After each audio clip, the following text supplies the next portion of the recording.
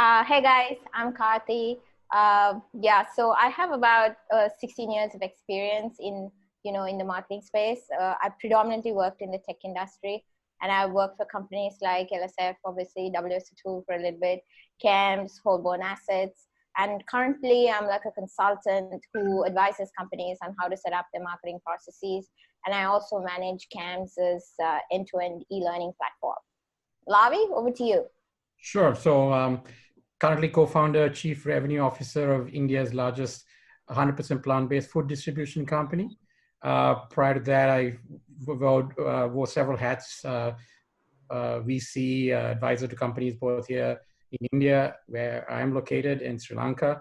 I was general manager Asia for CAMS, head of sales for WSO2, which is where Karthika and I first met. Ex-PwC, Red Hat. I hate to say how many years of experience, because I think it's on the 30 mark right now, right? 25, 30 years. And I did leave and work for about 25 years in the US. So I do have that background as well. So that's just a little bit about me. I'm looking forward to sort of interacting with you all on the call as well. So let's get started, Karthika. Yeah, absolutely. So let's dive into the agenda, guys. So, the way we've kind of structured this is to kind of start from the known, and work ourselves down to the future and the possibilities. So the knowns, let's not make two bones about it. We'll get down to it. It's not very pretty right now, but that's what it is. We've also then come up with a conceptual framework because we want to anchor a lot of the information we're going to throw at you. So Karthika has done a great job of, scouring the globe to come up with a lot of great examples of marketing during the pandemic, which is the next subject that we will talk about. That's a fun part of this whole presentation. That's all of the interesting examples that we have from around the world. And similarly, in the next segment, we will look at all the new norms, the trends that we think. I mean, look, there's, people can agree or disagree with us, but in this sort of pandemic world, as I call it, post-lockdown, there are opportunities, there are concerns, but there are also opportunities and things that companies, especially those that are in the tech area, those that are in food, and garments and even tourism can make use of. So we're gonna talk about that, and again, we're gonna draw a lot from examples and from across the world there as well. So, and including Sri Lanka. So that's what we're gonna do. And then, of course, the last part where we'd like to hear your views, share some of your own experiences with us. We will obviously want you to ask us as many questions and express any concerns you have. Please use the chat feature to send us questions as we sort of go through this as well. And of course, you can raise your hand at the end and ask questions, and we'll unmute your mic so you can do that, right? So without further ado, let's dive right in. Yep. So, okay, what are the knowns, right? I mean, nothing to beat around the bush here. Since March, we're in a global recession. The only thing that we don't know is how long it's going to last and how bad it's going to be, right? Is it going to be actually a depression? But look, here's the thought. I mean, it's all doom and gloom right now, and everybody's like, oh my God, what's going to happen to us? But a little few sort of snippets from history that I might share with you. So the Black Death, bubonic plague in the 14th century, actually ushered in, directly and indirectly, the Renaissance.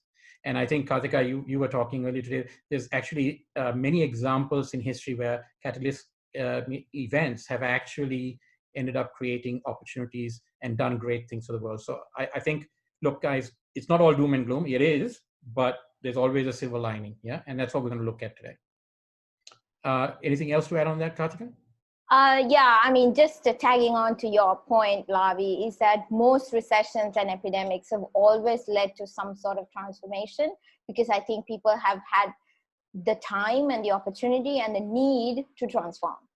Great. So the other thing is this changes in consumer behavior. So one of the things that my trainer always says, because I'm very lax about hitting the gym, is that if you do something continuously for 21 days, it becomes a habit. Now, in an unprecedented way, all of us, billions of us actually, have been locked in our homes for more than 21 days in some cases. And we've all sort of acquired a whole set of new habits, everything from hand washing to other things that have become habits now, right? Have Yeah. transformed our behavior. So in this pandemic, what's happened is, especially this lockdown and associated pandemic, we've changed a lot of consumer behaviors, and we've also changed with it consumer expectations. So we now have different expectations as well. So these are the two things that we should probably explore when we come to the area of looking forward to what we can do to find those silver linings in these dark clouds. And then the last sort of known is, look, it's clear, everything from, new drugs to vaccines to ventilators to hospital beds and everything else that we are madly innovating at, that we will either have to innovate or die. And that's another known. So all of the companies, irrespective of how big, how small, you will have to innovate. And that's a known, right? So Yeah. those are the sort of knowns that we came up with. I'm sure there are more. But let's move to the conceptual framework then, Radhika. Yeah. So here, okay, Karthik and I are both going to sort of tag team on this a little bit. So brand awareness, I think most people are kind of familiar with this. So this is, essentially what you like the world to know about your company and your brand and yourself, right? Yeah. So that's what you want to put out. Karthika is an expert on how to do this and the tools and what not to do and what to do correctly and all of that. And that's an area that people tend to be more familiar with. What people sometimes neglect or not pay attention to is, while you put out all these very positive things about yourself, the perception out in the market may be very different.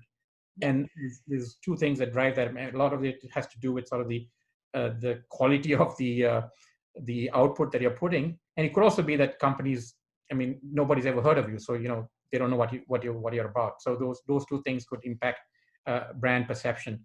But brand perception has a direct impact on your sales, right? So if people don't know much about you, then or have negative things about you, then that doesn't translate into sales.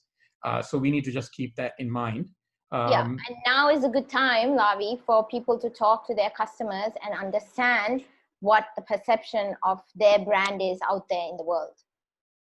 Absolutely. So let's explore this. We're going to explore this concept, this framework. We're going to keep it at 40,000 feet because, look, it's a very simple concept, but we don't want to sort of expand it or blow it out too much today. But we'll keep it at 40,000 feet, so you have something to tie back and anchor things that we are saying as we move forward. Yeah. Okay. So, Karthika, you want to take this one? Yeah.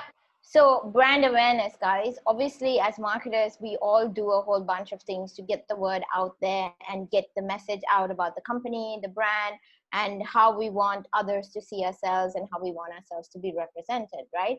And part of that whole package is, the website, your collateral, some of the outreaches that you do in terms of education to your customers, webinars such as these, how-to videos, etc. I'm going to leave community building out of this because that's kind of my punchline. So I'll come back to that, right? And then if you're an FMCG, especially today, how attractive is your packaging, how eye-catching you are. Obviously, shelves don't exist anymore, but people still post on social media about the goods that they received and how well it was packaged, right? Now, prior to the COVID-19 lockdown, a key source for us in terms of marketers to develop leads were trade shows, exhibitions, meetups and such things. Now, how those sort of physical events will get affected is for us yet to be seen, but it is safe to assume in the foreseeable future that such things will be quite they'll be quite limited, right? And then obviously as you move along the sales cycle, you also have product demos, trials, beta programs, etc., right? And then you also have the paid media campaigns like Facebook, LinkedIn, Instagram, Twitter, which you use in order to reach a larger audience, right? So here are some of the tools we usually use to generate leads and get the word out there. But what we want to start thinking about right now is how do we limit and still get the word out? Because less is more now. Content is still king, but you have to pick, your battles wisely. Budgets are limited, right? And people's social media feeds and everything are inundated with, different types of brands and, essential goods, services, etc., etc. So we'll talk a little bit more about how you can use some of this and not use some of this, but still build your pipeline, over time. And I'll come back to the community building thing towards the end. because we'll lead you up to it as to why the community building stuff is really important right now. Lavi? Yeah. So on brand perception, let's do that. So here, I mean, this is how people perceive the brand. Now, the key thing to look for in this, I'll let you read the rest of it, but is the amount of control that you have in this perception that is out there, right? So, I mean, what customers tell each other about your product, and you know, you don't have much control over that. What they tell analysts, you don't really have much control over that. But you do have a lot of control over the collateral you put out, you know, the social media posts, right? And most importantly, the buying experience itself. So if and when the phone rings or the email comes or the web query comes, how you respond to that, how responsive you are, how respectful you are, how attentive you are, all of these things matter in converting these sales. And there are going to be less of those coming through. So it is even more important that you pay particular attention to the quality of your buying experience, right? So if you have a website, you're a software as a service company, you're an e-commerce company, make sure these are seamless processes, right? That work very well with the customer in the center of it. If you don't do that, then you will lose, create even more misperception and also not convert. So it's very important. And when Karthika talked about doing less, it's whatever you do in brand awareness, there's so much you can do. Pick 2, 3, 4 things and do them exceptionally well. Really well. Better you do a few things really well and not do a whole lot of mediocre brand awareness. Quantity is not the barometer here. It should be quality. It's quality. And also just tying in with brand perception, buyer perception now has changed thanks to the virtual world and, you know, the remote working environment that we live in, right? More mature buyers would have frowned upon like virtual user groups and stuff like that. But those are all in now, right? And for a bare minimum amount, you can set up a virtual user group or a virtual conference with zero budget, and you can run these things, right? And people are starving for good content and engagement. And again, I'll keep repeating the word community building because I'll come to that right at the end. But please do keep it in mind that you can do a lot of stuff virtually, which will help you in the physical world in the weeks to come. So the next sort of slide that we want to talk about is we're going to leave you with like 4 fundamentals here, right? Some of these are very self-explanatory. So I just want to pick product market fit here. So I think Andy Rashlev had a very good quote. He said, if the dogs are eating the dog food, then you can screw up almost anything in the company and you will succeed. Conversely, if the dogs don't eat what you produce, the dog food, then you have zero chance of winning, right? So eat your own dog food. Yeah. So, no, it has to be edible. So the thing is that you have to make sure that whatever, and especially with the new pandemic, post-pandemic world, that you have to reevaluate your product market fit. See whether, you know, for example, let's say your main market used to be the US, right? Well, maybe that's not the best market anymore. So you might want to, you know, stagger your bets a little bit. You know, look for a regional market, certainly have a local market to make sure you have some business continuity and sustainability if things go into another lockdown, like they invariably might do. So just, you know, look at that. Look at the product market fit. Are you targeting the right customers? Should you target different customers? You know, how do you spread your risk, right? So you need to look at that product market fit again. Prepare, spend a lot of time in preparation, do the research, do that really well.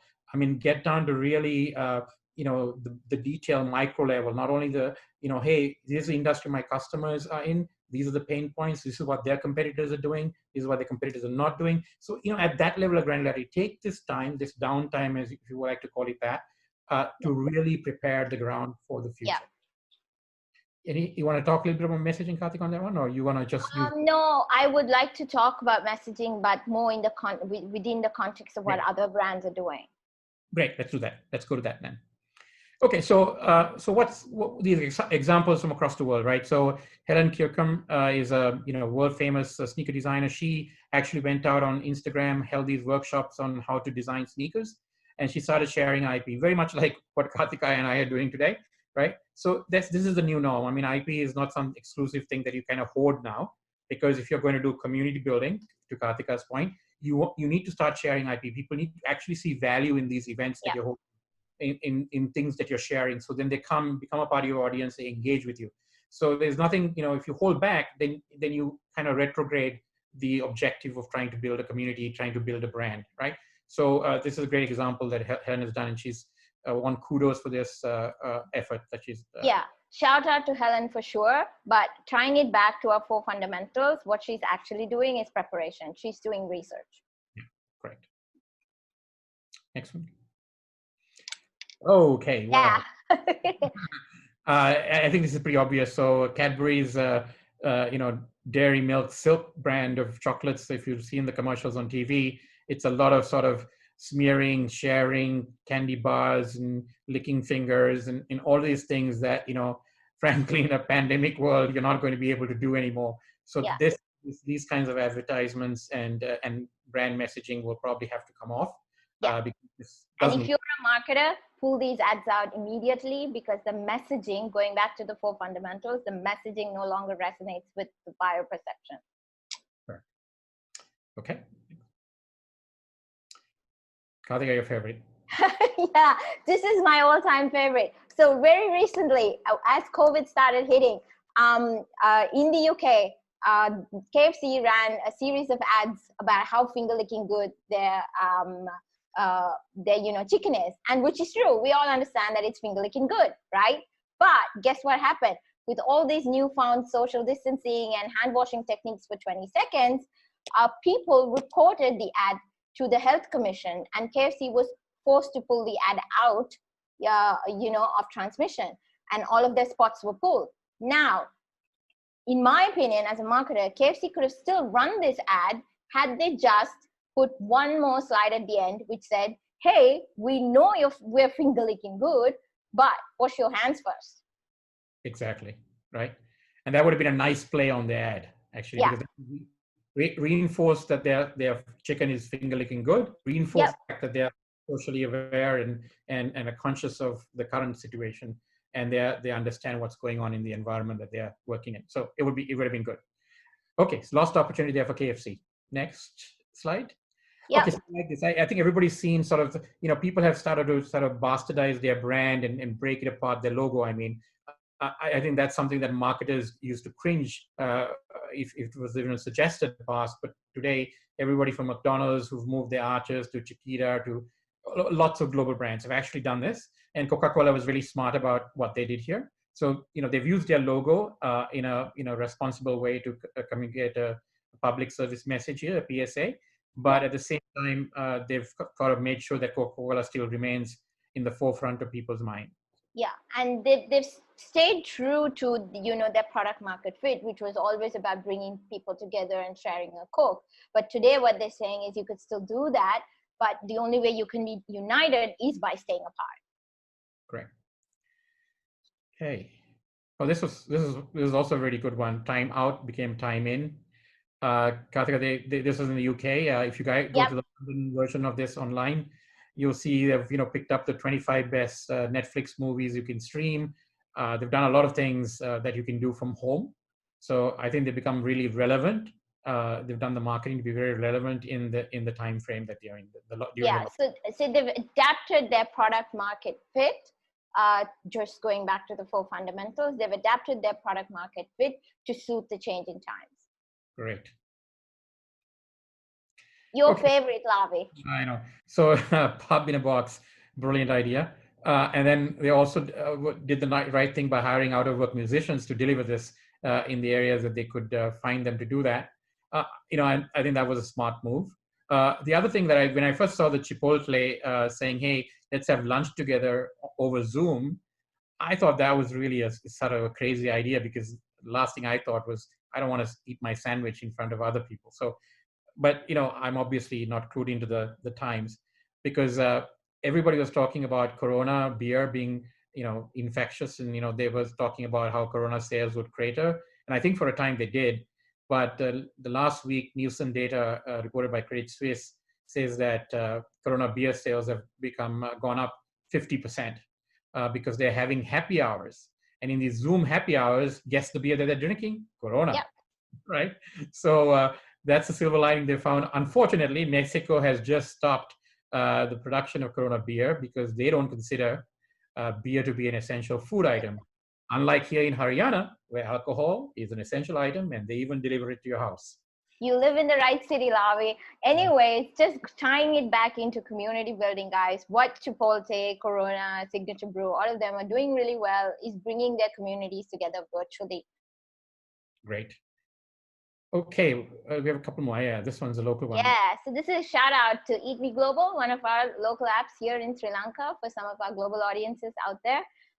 So originally they were a Zomato type application where you can discover dishes and order dishes off of restaurants. But with the COVID-19 crisis and everybody being in lockdown in Sri Lanka, they neatly pivoted their app, to be able to order essentials, but without the essential packaging, like buy your own groceries type thing. And also they would always deliver and communicate on the date that they said they would. Those are two things, if you're living in Sri Lanka, you can relate, where we've had serious pain points about because we couldn't buy or customize our own grocery pack. We were stuck with essential packs that companies were delivering, and they would never deliver when they say they would deliver. However, Lavi pointed out they could further pivot. Lavi, you want to walk us through that? Well, maybe a couple of pivots. I mean, that they could have done. One is that they could have. I mean, even Zomato India now is delivering groceries, by the way. So one pivot they could have done was they could have crowdsourced, because I think in these essential packs you get stuck with a certain number of vegetables and staples, and I'm sure people are running out of if they know one way to make pumpkin, they're getting pumpkin on everything. They probably wonder what they're going to do with this pumpkin. So they could have crowdsourced a bunch of videos on how to cook various recipes of pumpkin, right? For example, I'm just picking pumpkin. But that way they could have created this community of people sharing recipe ideas and how to essentially extend these essentials and not sort of be stuck and get depressed about the fact that they're eating the same pumpkin dish every week, right? Yeah, and So they could throw in, like you said, Lavi, the other day, they could throw in some of the ingredients that they have available on their app, which is not available outside. Correct. So you could upmarket as well. So so that was probably a little step that they didn't remember, and I think you could see Jeevan's furiously taking notes now. And then the other thing they might have been able to do also is that I think some there I had startups. I'm just texting him right now. Thank you. So the other thing is that the hotels in Sri Lanka and some restaurants were offering menus, and they could have actually added those deliveries as well. So I guess the Mount Lavinia Hotel and Hilton were advertising, and I guess they had logistical problems to get the goods to some people. So they could have easily tied in to their original customer base and even supplied the famous Sri Lankan hot butter cuttlefish to people if they craved it and if somebody was offering it in a restaurant. Although Lavi, hot butter cuttlefish goes really well with a glass of arak, which most Sri Lankans don't have access to right now. I'm a vegan, so hey, none of that will appeal to me anyways. Okay, so the next one, this is really how not to market. So Karthika, if you were Dulit, the CEO of Sri Lanka's largest e-commerce company, and you were sort of I guess raided by the authorities for price gouging, and actually there were public videos of the raid, and your brand took a massive hit. What would you have done if you were the CEO in this case? Yeah, so the first thing I would have done is I've taken absolute responsibility for what happened, right? And this parallelly spoken to my marketing people to pull any and all ads that were running on Facebook and Instagram. And then as CEO, I would have outlined concrete next steps as to how I'm going to make up for this lapse in judgment. Some of the things off the top of my head that I could say, returning the money back to the customers, probably with an additional care package to say, hey, we're really sorry, with a personal note from the CEO, me, if I was the CEO, and also, probably announce some sort of CSR or outreach campaign where we're going to say, look, we're extremely sorry about what happened. It was a complete lapse in judgment, but here are some of the things that we're going to do to make it back up to the community and Sri Lanka as a country as a whole. Instead of probably blaming foreign exchange rates and problems. And still running ads on FB, obviously. So, all right, so that's how not to do something, right? So I thought we need to have a counter example to all the positive ones that we've shown so far. So the next area that we want to go to is your favorite airline, Sri Lankan. Karthik, go. Yeah, okay. So Lavi says favorite because it's a bit tongue-in-cheek. This is the first time I've ever endorsed a Sri Lankan Airlines, advertisement, because all this time I've been extremely condescending of anything that they put out. But I believe for the first time they got it right. And I'm going to just play play it for you guys. I've just muted the sound because it's just background score, but you could see it, and I'll talk through why I think this is great.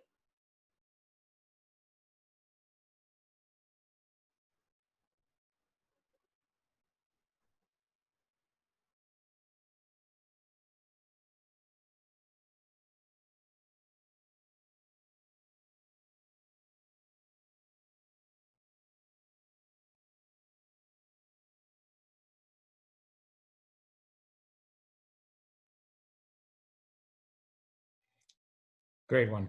Yeah, that's a really good one for a number of reasons, everyone, because what they're saying is they're giving the consumer the reassurance that the tickets have been marked safe for over a year and they can change their travel dates as and when they want to. And they're also reinforcing the fact that when you travel with them, you get a hospitality, there's warmth, and obviously you come to Sri Lanka for some sort of adventure. So all of that stuff's been marked safe because the ticket has been marked safe. Which is wonderful. I think that brought together a positive story on Sri Lanka, a positive story on the airline, and answered a question that people have in their mind about tickets. I think it was very well done. Agreed. Okay, so looking ahead, let's look at these trends, right? These are sort of, we came up with 8 because we just came up with 8. But anyway, these should be sort of self-explanatory a little bit, but let me walk you really quickly through it, and then we will actually have examples of these as well, which are fun and exciting, hopefully. So let's keep with the theme. So sufficiency and self-reliance. Self-reliance, obviously key. I mean, everybody's talking about globalization, but I think with the disruptions in global supply chain, I think people have really gone back to, hey, maybe we should have enough of our own food and have access to this and that, medicines and everything else. And I think that's really resonated a lot with people.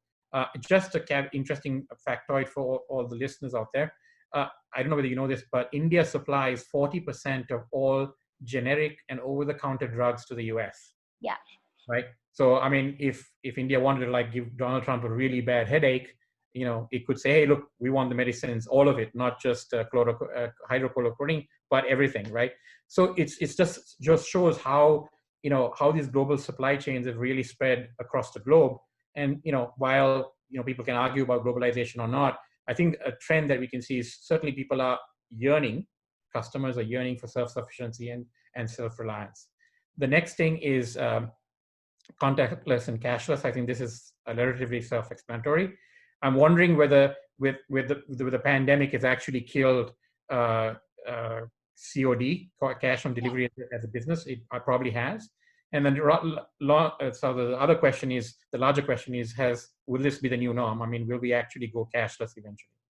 Digitalization and virtualization, lots of things to talk about here, especially from working from home. I think it really exposed the problems across various businesses who obviously were not prepared, hadn't digitalized, so core business suffered. And then, of course, being safe and sanitized. I think this is a major theme. There's a lot of opportunity around that. And then the next set. So, I mean, surveillance and privacy, I think, look, it's really, this pandemic has really brought to the forefront this question about individual rights and privacy. I think, it's pretty clear that we've all collectively at some point, given up our privacy to be safe, especially in this pandemic. Now, whether that persists, whether that's a good thing, bad thing, these debates will come up. And there's also opportunity there for companies to take advantage of. Remote patient monitoring. This was initially technologies that were built for elder care, long-term elder care. They've got to pivot now to treating patients in isolation. Maybe now you get sick, you don't just run to the doctor when you have a flu. You stay home and use telemedicine, and stay away from infecting people. Wear masks. So all these things, virtual care, how to get taken care of, how does the doctor listen to your chest? There's a lot of things there. Hyperlocal supply chains. I think this is really apparent to people both in India and Sri Lanka. It's not the big Amazon India or Keels in Sri Lanka that came to your rescue. It's the guy who delivers the bread, the 1-2 person shops around the corner from where you live. that's who came to your rescue when you needed your food and supplies. And that's the same thing here in India as well. So those people have really, kind of stood up and delivered. So we need to explore that. There's a lot of opportunity there to formalizing that hyperlocal sector, and we have some great examples of that also. And the last thing that we came up with is this concept of strange bedfellows. So we've seen, and we'll share some examples of companies that you normally would never put together, have sort of joined, right? Necessity is always a good thing here. So they've all joined together and created new sort of business relationships. And I think those will continue because people will see the value of doing that. Okay. So let's take these and let's look at some examples. So another statistic that kind of, this is a recent New York Times article, March 25th, that just sort of, set me back and said, oh my God, that's an amazing thing. 40% during World War II, 40% of the United States fresh vegetables came from 20 million home gardens because most of the men were fighting, right? So, and they were mostly run by women. I think there are a lot of companies in Sri Lanka and India that are in this space of, growing things hydroponically, using various kinds of new AI technology. And these companies, if you can essentially miniaturize these maybe larger things to say, add sun, water, and power, and you get your vegetables at your home, I think, this would be a significant thing. And this is sort of using the trend and the norm around self-sufficiency and self-reliance. So I think the key point I'd like to highlight here again is community gardeners, and I'll obviously towards the end of this session we'll come back to why we're going on about community. Great. So that's about Pinfresh and AI Grow, which Pinfresh is an Indian company and AI Grow is a Sri Lankan company. Same thing. I think self-reliance, self-sufficiency. I think this whole, the world building ventilators, giving Siemens and GE and all these medical device companies a good run for their money is a remarkable story. Mahindra in India building a ventilator for 7,500 Indian rupees in 3 days. Sri Lanka's very own CodeGen doing that. Indian Institutes of Medical Sciences, AIMS, developing one with a smartphone for all of the technology, and then very, very small portable one for 30,000 Indian rupees. So there's a lot of these things. So the point out is, hey guys, I know, maybe we should look at all these things that we used to spend lots of money on that we would import, and there's a huge business opportunity to unleash the innovation that's inherent in all of these countries, right? Yeah, and also kind of extend wearable tech to wearable medical tech. Exactly. Right, and shout out to Hema Stulavi. This is something you probably don't know, is that they're doing like mobile hospitals where they'll just visit you in your house if you want to. Oh, great. Yeah. Okay, so another thing I think is also another Vega example here. This kind of cubicles or booths to disinfect people. I noticed when I Googled this, there was lots of countries all over the world scrambling to do this. Okay, so this tech is sort of nascent. There's obviously a lot of things. For example, the chemicals are really too harsh. It works better on non-porous surfaces. I mean, you don't want water on you. So if you're going to the airport or the mall or a night, to a dinner, you don't want to be all soaked to the bone. So, there's still stuff to do here. There's other technologies they can probably explore, UV, ultrasound, all kinds of other things that could do the same thing. And in these booths, it says to really kill corona, you have to be in there for 10 to 30 minutes. So that's also not scalable, right? So there's a lot of things that you can work on this space, but imagine just like you have metal detectors as you enter a mall or a business place, you may have to have these also set up for the future. So there's a market here, right? If you crack it. Next. Okay, Dolce and Gabbana. Okay. Well, I think big sort of, I think Sri Lanka and India both have massive kind of garment operations. And I think they are very badly impacted. And, in the foreseeable future, they'll be hurt pretty badly. But also there is an opportunity here because I think there's a new fashion accessory, as Karthika always informs me, and that's a mask and a glove, right? And potentially, outerwear that you can wear, that maybe you wear something when you're outside, you come in, you hang that and outside, and then you enter your office or your home. So there's a whole new area of, trying to make these things look less like, you're from the movie Contagion, and, it's more fashionable, it's in keeping with your look. So if you're a fashion designer like Lovi Sarongs or something like that, maybe when you sell a sarong, you do something that is also a mask in the same fabric, so you don't look kind of weird, right? So these are things that people and designers can work on. I'm hoping that, if somebody invents a mask that's comfortable, you can easily speak through, people can see your face, you don't look like you're going to rob a bank. I think all of these things, if somebody cracks that, it's going to be pretty significant, right? And maybe the world is that, we have a mask for every occasion. Like when you're going out in the evening, there's a mask that you wear. It's a little bit more fashionable. If you're jogging and working out in the gym, there's a different kind of mask. I don't know. Right? But these are things that, are opportunities for companies who want to really get into this and work on sort of safety and sanitization technologies. Okay, so Dora Kadata. So this translates into your doorstep. I wanted to give a shout out to Sandy Salgado, who put this together in 1 week for the town of Panadura. So this is helping your, roadside vendor, your small kirana or small shop. And she's really done this in 1 week, brought currently 10 vendors onto this platform. So, and she's really expanded this definition of what you call essential. So essential is not like 5 vegetables and rice, right? It's feminine hygiene products. It's your paracetamol, right? It may be some vitamins, right? So it's expanded that. So it's offering things like that as well. And they've made sort of handy baskets as well as individual items. And they've formalized this sector, right? And I think there's a huge opportunity for especially tech companies and people in the retail space to get in here and start working on how do we bring all these people that sustained us during a lockdown into the, get them to be contactless and cashless and still, use sort of low end tech, WhatsApps, whatever, to get their products into a platform. I think there's a lot of possibility here, and it's something that I'm sure you guys are much smarter than figuring out than I am on this. But again, great initiative. Okay, I seem to be doing all the talking, but okay. All right. Do you want me to take this one?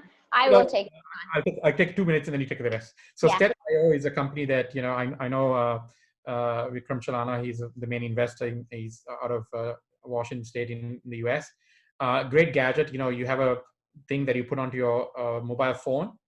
So one of the things that, in this self-isolation during the pandemic was, hey, I know I have a fever. I know my sugar is high or not. I know what my pulse oximeter is telling me, but the doctor has no way to kind of listen to your chest. So this is a stethoscope, right? So this is a stethoscope, device like a hockey puck as well as the thing on the phone. You can actually hold it to your chest, and the sound of your chest and all that is uploaded to the cloud, and the doctor can then look at it and listen to it, and tell you whether you should actually enter the hospital or take a pill, right? So this is a great way of essentially enhancing telemedicine also. So ODoc is in there as well. So there's obviously platforms now. So in addition to people who are sick with the virus, other people still get sick with other things. They still need to talk to their doctor who's also on lockdown. So these are new technologies that have really come to the forefront. So as a VC, when I made some investments in telemedicine as well. So this area is going to see a resurgence, I think, based on and let's not forget local robot maker. Yes, Atlas Robot. Thank you. Yeah. Okay. So Bedfellows, right? So I think as of yesterday, NetMeds, which is one of India's largest online pharma companies or pharmaceutical companies, they deliver drugs, and they've tied up with Reliance, the Ambani family's company for groceries. So as of yesterday, they're delivering groceries in addition to drugs. So, I don't think if this pandemic didn't happen, these two would even ever have considered combining forces. Yeah, and I think Sri Lankans can relate. Never would we have thought that Satosa would be delivering through PicMe. Yes. And I think there are more of these. I think advice to the startups and big companies out there, if you had a playbook if you had a playbook in your head saying, I can only align or merge or partner with, people, of like mind or like business, forget that. I think you just throw that book out and keep your mind open to potential relationships and partnerships with, people that you wouldn't have considered in the past, and you might be surprised. Yeah. So I think this is what will happen. Okay. So. Remember when I asked you, Lavi, would you ever go on a cruise again? Or whether you ever go in a plane again or in a hotel again or any of these things, right? So look, I think it's going to be a hard sell for the cruise industry. We might have a lot of companies going out of business. But one of the things that you could do, I mean, this is where I think the technology companies really need to come to fore, is go there and say, hey, if I can have a device, you go through a sanitization process when you enter the cruise ship. They give you a thing that you apply and affixes to your person. It's waterproof. You can swim. You can take a shower. Not a problem. It tracks your body temperature. It also tracks, where you've been inside the ship. So the contact tracing part is automatic if there is an issue. If your temperature goes up, and you're not even testing it, it will notify people. And if required, if you see other people also temperature going up that you've essentially had contact with, then the cruise ship can obviously now have the isolated rooms kept for these purposes, carry doctors. So eventually, if they do this correctly, they can actually market it and say, hey, going on a cruise is safer than going to the mall. Right? Yeah, and there's a massive big data angle to this, right, for marketers. And I'm sure Jeevan, pipe in at any time because you love AI, is that suddenly we have way more information about your consumer and what they're doing, exactly where they are, who they're seated next to, all of that information that's going to now enable you to market in a very, very hyper-localized fashion. Yeah, and you check into a hotel, they give you this thing, you apply it, and it keeps track. I mean, the privacy concerns will obviously come in. The surveillance is there. So these are things that people may have to make trade-offs. People may like it, may not like it. So, but again, I just Karthik asked the question, and I came up with sort of blue sky thing there. Basically, Alavi is volunteering to be the first guinea pig for contact tracing. Okay. Nice. We'll put you in touch with Bill Gates. Why not? Why not? Hey, if you know him. But okay. Even as a country, right? You go through passport control, you get one, and then you can keep track. If somebody gets a fever, from a high-risk country, you can sort of alert them. Anyway, this is Seder to go. 4,000. Wednesday was Passover, a Jewish holiday, and in Ireland and the UK, they handed out these Seder to go kits to people who are isolated at home, so they could celebrate the holiday remotely, but and with all the required. Kosher wine, food, prayer book, and everything. So I think that those kinds of kits, I mean, you can envision, future birthday party kits. Yeah, birthday party kits. Or have friends in multiple cities. Maybe you can all part together, have them get the same sort of pack, drink the same wine, drink the same beer, get a birthday cake, whatever, right? So yeah, and talking of positives, Lavi, how cool is it that the T-board finally went online after 100 years? The option, yeah. So after 100 years, I think they had to go virtual. So if you don't like digitalization and virtualization, well, it's sort of going to be forced on you, like the T option experience. Yeah. So it's a good thing. So that's an example of in Sri Lanka of virtualization. The world's largest T auction finally went digital. Okay. One last example. This is contactless cash and carry in Singapore. McDonald's. I think this is going to be the same. I just saw an ad for Domino's here in India. Yeah, Uber here and also Pick Me obviously are doing it, and Eat Me is doing contactless. Pretty much everyone's doing contactless. Yeah, so this is going to be the new norm, new trend. So there may be opportunities there for people who provide enabling technologies. Okay, so I think this is the last one, right, Karthika? Yeah. Yeah. So I think I think there were some questions that were popping up. So we wanted to end up in a positive note, right? I really show you that there is a lot of things that companies, and I think. Just like the Renaissance preceded the bubonic plague, yeah. We've smart, innovative people. We got exciting startups. We got established companies who've stretched themselves out and gone and done fabulous stuff at a short notice. I think we need to harness that stuff, and then we can beat this, right? We can come out of it at the other end much better than when we were in on this. So we have a couple of questions.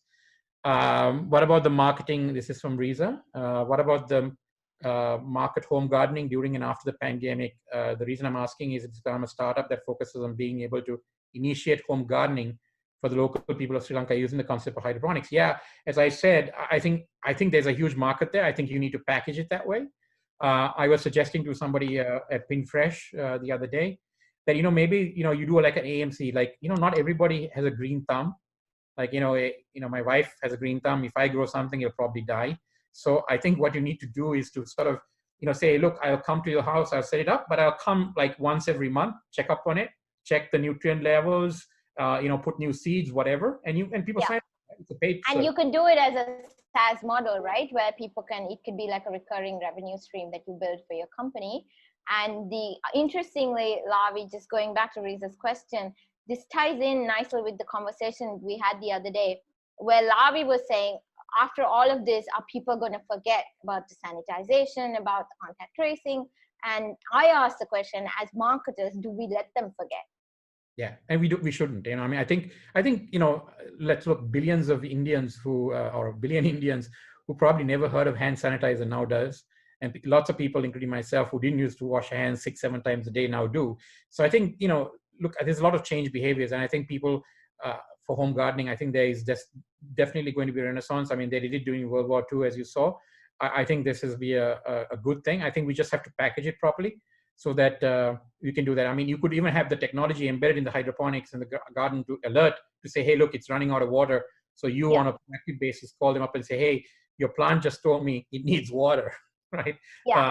These are the things. And Riza, if I were you, I would piggyback on the home gardening challenge that's going on around Facebook and Twitter right now anyways. Didn't you say that when you contacted the government, they've already given? Yes, the government launched like something called Saubhagya, where you could order seeds and stuff online and little plants. And when I tried to do that today, they said phase 1, 1 million deliveries have already been done. Wow. So the next question is, what are your thoughts on the future of real estate and particularly office set of spaces, co-working? Yeah, I mean, Can I think that one? Yeah, it's too late. Okay, go ahead. I have mine. You can take that as well. Yeah, so I have a view on that too. So. I'm sure Jeevan can. Actually, Jeevan, I was going to give a shout out to Hatch anyways, I was going to wrap up with this whole concept of community building, right? And the reason real estate, especially companies like Hatch, are going to survive is that they've leveraged the virtual world to start building communities and people with shared ideals and supporting each other, which in a post-pandemic world can obviously be extended to a physical environment. So it's really important for organizations, even for real estate, and Lavi can relate because he lives in a gated community, is to create the sense of community around whatever piece of property or whatever you're trying to sell, so that when the lockdown's over and people can actually come out of their houses, you have these long-lasting ideas and shared values that you've built that you can now bring into a physical group. Jeevan, you want to add anything to that? Yeah, I think it is, yes, I completely agree. I think the only reason we're surviving is because we've already built over the last 2 years a strong community, and which is great. And this kind of events, and thank you guys so much because of the extended community that we've had and the impact that we've had, right? But also, I think in the short term, startups are suffering. Yeah. And we've had about 30% of the startups leave us, or say that they need to leave us because and it's funny how they say that, because they don't want to, but obviously because of the financial economic situation, some of them have to, right? So we've had about 30% of them leave us. So I think we have to do a better job of going online and reaching out to as many people as possible, which we are doing as well, because short to medium term is going to be tough for the startups to be in these kind of spaces. So there's Imtiaz is asking a question. Sachita, right? Not sure if you guys will call this later, but how can we get products and services which are not marked essential? So I think, okay, so this is where that question I think you and I talked about as well, right, Lavi? Yeah, so strange bedfellows, right? So the thing is, okay, the government has a certain idea of essential, obviously, but you can always partner with somebody who's doing essentials and expand their portfolio of things that they deliver as essential, right? So if you want to, send a Lovi sarong along with your food pack, you get together with somebody like Eat Me, the startup that Jeevan has in Global.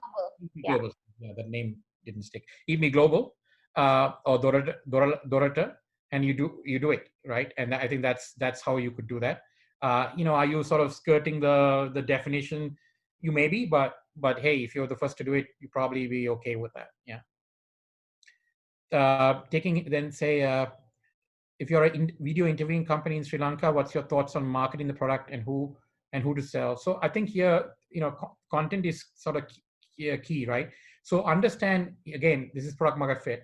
If you understand who your target market is, and you understand, because you've done the preparation, what is the exact pain point that you're trying to solve, right? So what are your potential customers thinking about? What is bothering them? What is hurting them? What are the opportunities they're trying to explore, should be exploring? Well, if you then gear your content and your interviews that way, then of course, I think you will have a market for those videos. Yeah, and also it's funny, just tagging on to what Lavi said, somebody had very succinctly said, Zoom's overnight success was 9 years in the making. Yeah, exactly. So Ishani is asking, taking some information from Make Your Own Mask India campaign. Yeah. I've been in the revival of a lot of do-it-yourself hacks on social media, such as creating your own sanitizers or even home remedies. Do you think this will play a bigger role in the pandemic world? Yeah, I think self-reliance, right? I mean, self-reliance and self-sufficiency. I think the more we sort of understand how to, I mean, I don't know how many husbands have hit the kitchen recently to cook. So I think these are all good things, right? We end up trying to sort of understanding that finally we may want to sort of go back to some of our roots. So I think if companies actually sort of make this more seamless, and I think there's a lot of videos online, curating them, offering these as a package of, here's the 5 things you can do on lockdown, like Time Out magazine did.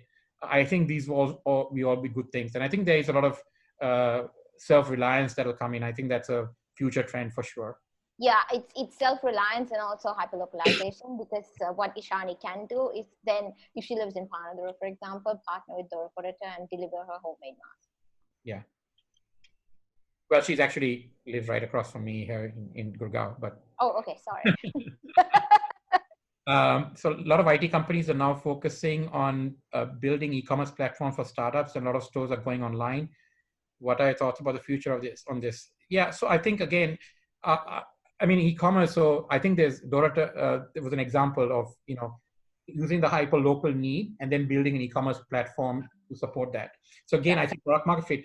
You got to see where you can apply this. So being the next Amazon might not be an option, but being the next sort of Amazon-like thing in a hyper-local setting definitely is possibility. Yeah, and a worldwide possibility. It's just not only here. I mean, other than maybe the US, but even there, if you're living in a small town, you got your people around you. It's not Amazon. It's a local general store that will help you. So it's not quite that it's just only Sri Lanka or India or the less developed countries, or the less mature markets, as we call them. Yeah, and the way we see it, this is a great time to be a startup, because startups don't have the baggage that larger companies have. And this is a good time for everybody to try what's weird and wonderful, because now's the time to be brave and take risks, because the fallout is not going to be as bad as what it could have potentially been in a, how could I put this, in a pre-pandemic kind of environment, because people are more forgiving. You can try out new things. And in a hyper-local scenario, it's so focused on such a small community that you can test out pretty much any idea that you had. Yeah. And just something that came in mind, I know that Amazon called me the other day, wanted to offer a whole bunch of free stuff for the Sri Lankan market. You'll find that larger companies, both Amazon, Azure, Facebook, all these people will cut discounts, right? In terms of everything from, instances, hosting, digital marketing, right? There will be lots of freebies. So I think if you're a startup, make use of that. I mean, don't sort of, close up and run, leave Hatch, for example, or leave WeWork, where I have my office. It's interesting. I think you need to sort of, before you hit the panic button, take an assessment of where you are. Yeah. Any other questions? We're happy to open the mic up if somebody has one. Yeah, I think guys, if you have any questions, just ask, I think, rather than typing it.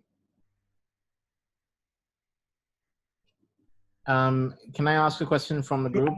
Did everyone find this useful?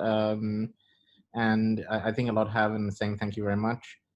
Is there something else that you want us to cover, maybe even Lavi and Karthi in marketing?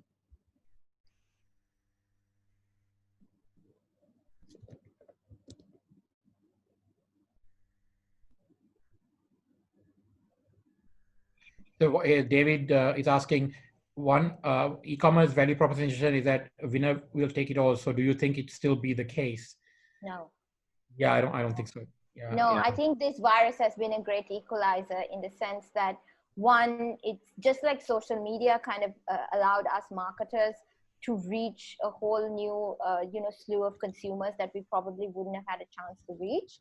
This virus is allowing people to reach deeper into the consumer market, and it's also brought a new segment of consumers into the virtual world who probably never would have joined it if this pandemic didn't exist. Yes, that's true. I think a lot of people have gone online. More people have gone online for basic supplies than before. Yeah. And I think, like, for example, I give you a concrete personal example. I ordered hand soap about a month ago from Amazon. It's still not here. Neither is my 5 kilograms of rice. So I have no idea where it is, by the way. Neither does Amazon. So Yeah.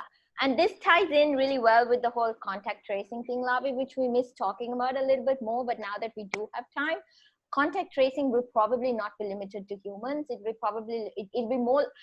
So if you want to talk, David, about winner takes all in an e-commerce world, in a way, it's possible to do that. But you will have to have first mover advantage on what we call contact tracing, which is if I'm a buyer and I'm trying to buy a piece of, a grocery item or a piece of garment or whatever, I want to know who touched it, who made it, where did it come from, how many people's hands did it move through before it got to me. yeah, so there's a question from Sid saying, hey, what about contact with the package when it's picked up? So this is where Precisely. the safety and the sanitary stuff comes in, right? So yeah, I think we are very wary of packaging now. I mean, touching things in boxes. So one thing is this whole traceability, which Sarakita Organics has, for example, on their website. If you go there, you'll see when their vegetables, which is a Sri Lankan company, when the vegetables were picked, packed, and shipped, and when it went to the center, and who processed it, and all that.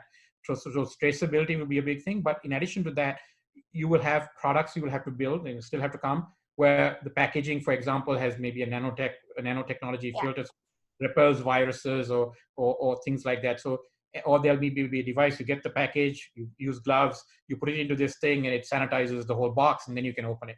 I mean, right now, my wife, she's got a UV wand, and so she uses the UV wand on all the packages on my credit card when the guy swipes it on the machine, right? So these are, she just got that before the whole pandemic happened, and that's Interestingly about credit cards, I think some of the more like in Australia or in the Europe or the US, they've adopted the non-swiping method of credit cards, which I think us, India, Sri Lanka have been very slow to adapt. I think that would be fast right now. Yeah. So there's another question: would a 16-year-old have a slightly upper hand when trying to market their product to the market when comparing someone who's 25? Right. Interesting question. I think it depends on the market you're trying to touch, right? So I mean, if you're trying to sell to old fogies like me, maybe the 25-year-old might have a better luck at that than a 16-year-old. But you don't want to buy Boy Scout cookies? Well, I don't know. I mean, so I think there'll be some. I think these advantages. Age is really not the barometer there. I think it depends on how tuned in you are, how prepared you are, and how much preparation you've done. So your success, to me, is not contingent more on your age, but more on the preparation you've done and the amount and the community that you built around you. And the community you build around and the product market fit research you've done. Yeah. And then ad spend, will all MC be greater than MR in the short term to midterm? Will there be a paradigm shift in marketing and ad spend on social platforms, or will it normalize? Well, I think ad spend will reduce, and this goes back to our point, Lavi, where we talked about how big companies will start giving up offers and trying to get people to spend more money. I think your conversion rates and your the amount of money you spend on Facebook, Instagram for reach and stuff will reduce, at least in the short term, because companies like Facebook and Instagram and Google will want to encourage consumer spending or company spending, and I believe that they will drop their rates. So somebody had a very good observation. Says that the biggest UV machine we have is the sun, and he's right. So which we don't have too much access to these days. That's in Sri Lanka. We have blazing sun here in New Delhi. So yeah, I mean the ideal thing is if you keep your package out for I think a day or two in the sun, it will do the same thing. So except that unless it's groceries and you need to open the box, you can definitely leave it out in the sun, and that'll take care of it as well. Then there's another question. I was trying to start up a business and wanted some help with marketing. Would you know any freelancers who could help me with that? This is from Abdul. Um, I know personally any freelancers. I know one really good freelancer. She's co-hosting with me. You can always ask Kartika. Yeah, you can reach out to me and I'd be happy to help you.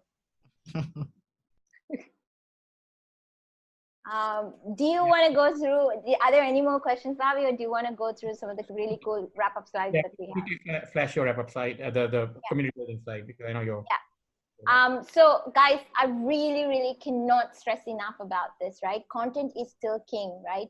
But there's a big difference between a content network and a community network. And you can see that today. A community network is interconnected, and it's not just about sharing content. It's about building relationships, right? And I'll use Hatch as an example because obviously it's close to all of our hearts, and it's a startup, right? See, so you can use this time to build relationships, which you probably wouldn't have been able to do in a pre-pandemic world because everybody was moving so fast, right? And the beauty of building relationships, either virtually or physically, is that they're extensible. Like the Hatch community from a physical went very quickly to being a virtual one. And once the lockdown is over, they will as quickly they will transform into a physical one. And that's why communities are really important, because you have a bunch of people who are sharing ideas and sharing content, so that it's not all on you and you're not alone. And that's what startups need to do, is to band together and find those strange bedfellows, either with larger companies or amongst themselves, and be able to survive by building those relationships with your customers, your community, and the immediate set of people in your hyper-localized environment. Right. So the next question is, how about investment sector? So this is a really good question, by the way. So just 3 days ago, I mean, some of you may know I've been a VC in the past as well, and I'm now an operating partner of a fund as well. But I was talking to one of my colleagues in the VC side, and he told me he's actually working 5 active deals right now. So I was actually surprised. So I was like, wow, how come? He says, no, I mean, he's like the craziness from a VC perspective in the market is gone. People are not asking for crazy valuations. And I have a portfolio of funds I'm ready to invest. And there are lots of investable companies that hasn't changed. So, he and his team has been full on. So there's 5 term sheets that are going to go out hopefully next week, right? So I think, don't panic, guys. I think there is money still out there. I think if you got the right business, you've demonstrated the ability to scale at a micro level. You got a good, you got good dog food that dogs eat. I think there is definitely opportunity there, right? I mean, you might not get the crazy valuation. You might not get lots of people throwing crazy money at you. That probably is dead for good reason, right? Yeah. But that bubble has burst.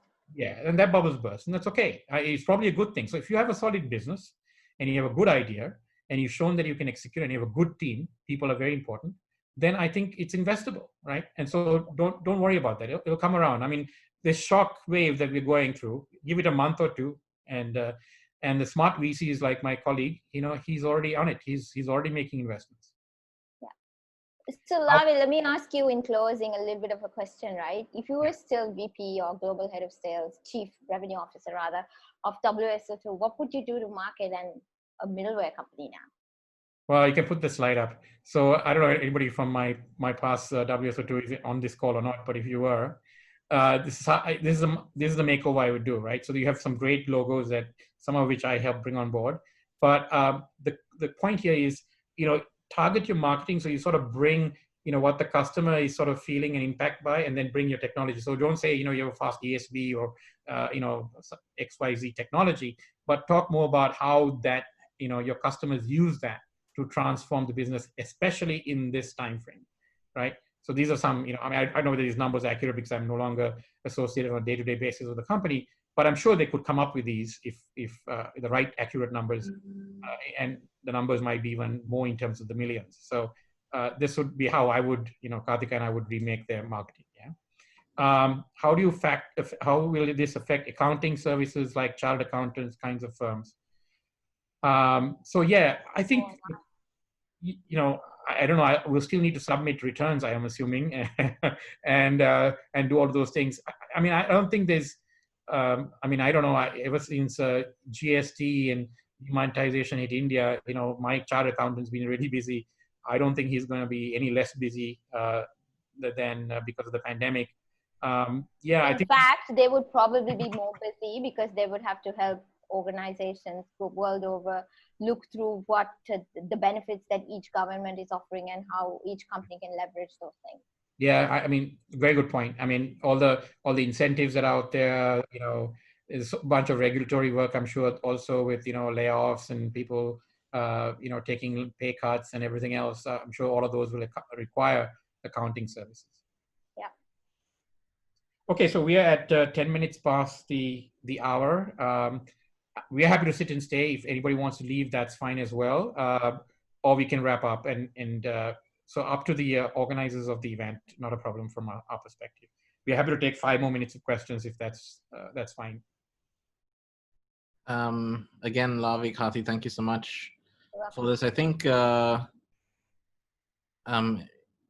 they're happy to take maybe 1 or 2 more questions. So if you guys want to put it up, feel free to do it. And I think a lot of insights there. So thank you so much, guys. A lot of insights for me as well. So really appreciate it. Thank you, Jeevan. Thanks, Jeevan. You gave me a reason to wear a collared shirt after about a month. Oh, are you still having your psychedelic background though? I'm sorry, I can't see who you are. Someone's asking how will it affect accounting firms? Yeah, I think we answered that just now. Yeah. Okay. I think I hope I have not missed any questions. I thought I was diligent about them. Yeah, I think we've answered all of them. So maybe someone just asked, would love ideas on physical products manufacturing segment, possibly non-essential. So one of the things they said was stranger bedfellows. So try work with someone who is considered essential, right? I think that's one of the things. Yes. Yes. I'd like to add some of the things we're looking at is possibly going up the value chain. So one of our businesses we sell pipes and stuff for that, and we're trying to work with plumbers. Yeah. And you know, well, to be fair, plumbing is an essential service. Yeah, exactly. But such. Exactly. So we're going to work. A lot of people are looking for, you know, constantly looking for quick help people, quick fix people. I see so many, you know, women, because I'm part of one of these women groups, where they say, oh, my fridge is broken, is there somebody who can fix it? My pipe's overflowing, is there somebody who can fix it? So definitely you guys have a market. Yeah, absolutely. So by working with the plumbers, we become an essential service, right? So that's what we're trying to do now. Just a system. Good. So Asanka is asking, would love ideas on physical products, manufacturing segment, non-working from home business. Yeah. So I mean, look, you know, the manufacturing sector across the board is obviously, you know, waiting to ramp up. Here in India, it's been a huge issue because most of the immigrant labor has left back to their villages. So even if you were to start manufacturing here in India tomorrow, you know, getting them all back from their villages, you know, is going to take. So they are looking at a 1 month lead time to just start up the factories, right? So you know, we're going to have those kinds of teething pains for sure. So I'm not going to minimize that by saying, you know, it's all hunky dory. But at the end of the day, we got to make goods because people will still require them. I mean, if you're making Mercedeses, then, you know, okay, maybe people may put that off, those kind of luxury buying decisions.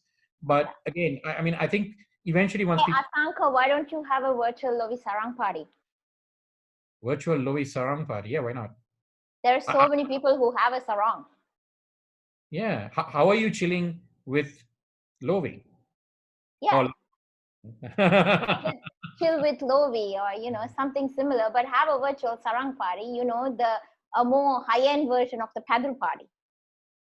Hey, I mean, I think you really have to think out of the box. I mean, this is the Helen Piercom example, right? I mean, she essentially went to, you know, took her design to the masses. I think maybe that's, you know, maybe also crowdsource ideas on, hey, if I was to, you know, make mask out of sarong material, you know, how would you do it? How would you design it?